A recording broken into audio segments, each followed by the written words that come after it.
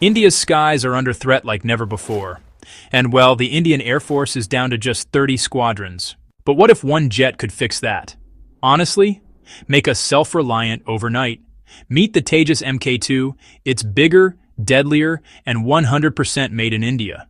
The Tejas Mk2, also called LCA Mk2, or medium-weight fighter, is a pivotal evolution of India's indigenous light combat aircraft program.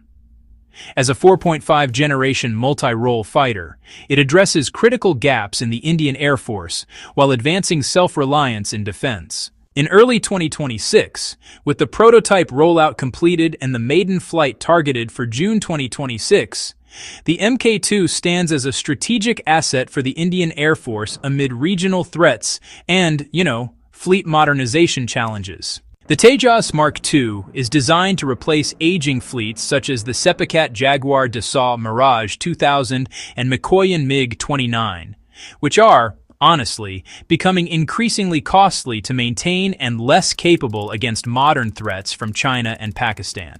It will serve as a multi-role platform for air superiority, ground attack, reconnaissance, and suppression of enemy air defenses, bridging the gap until the Advanced Medium Combat Aircraft, or AMCA, enters service. Compared to the Tejas Mk1 and Mk1 Alpha, the Mk2 represents a major leap.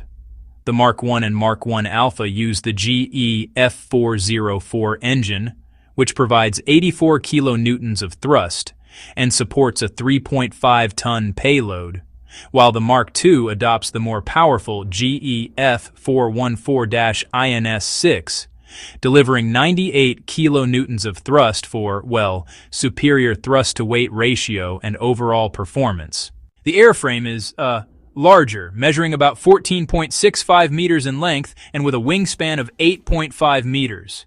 It features close-coupled canards, delta wings, and a tailless compound design, all coming together to deliver enhanced maneuverability. Key upgrades include, quite a few things.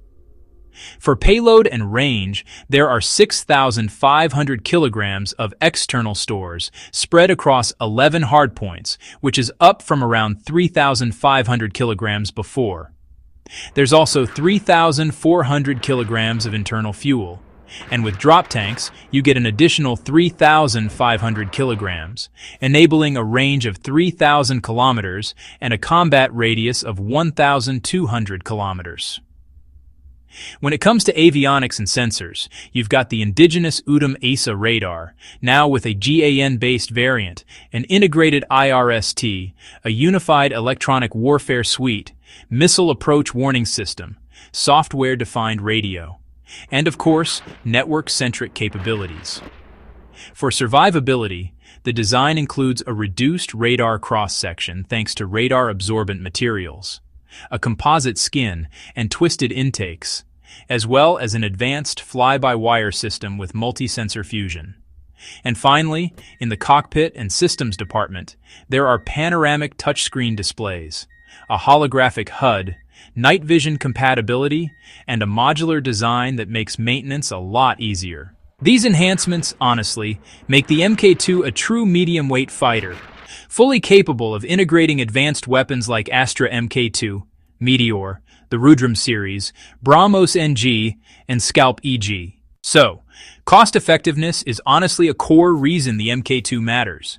It really emphasizes low life-cycle costs through modular design, design for manufacturing and assembly principles, and line-replaceable units for quick repairs. Indigenous content is projected at between 82 and 90%, which is up from about 60% in the Mk1, and this reduces foreign dependency as well as vulnerability to supply chain disruptions. Plus, lower acquisition and maintenance costs compared to imports like Rafale or Gripen allow the IAF to field more aircraft within budget constraints. Initial plans call for between 110 and 120 aircraft, or about 6 squadrons, with potential for 210 more, significantly boosting squadron strength and enabling two-front operations. It integrates lessons from Mk1 and Mk1A operations, ensuring higher readiness and adaptability for upgrades. As of February 2026, the first prototype has rolled out completed ground tests like engine runs and taxi trials, and now awaits Semilac clearance for its June 2026 first flight. 4 prototypes are planned by 2027, with operational clearance targeted for 2028 and induction by 2028 to 29. Yeah, delays from funding engine negotiations and indigenization targets have occurred, but progress remains on track. In essence, the Tejas Mk2 matters because it delivers credible combat power, operational flexibility, and strategic autonomy at just a fraction of the cost of imported alternatives. It really strengthens the IAF against evolving threats and sustains indigenous momentum. Thanks for watching, and I will see you in the next video.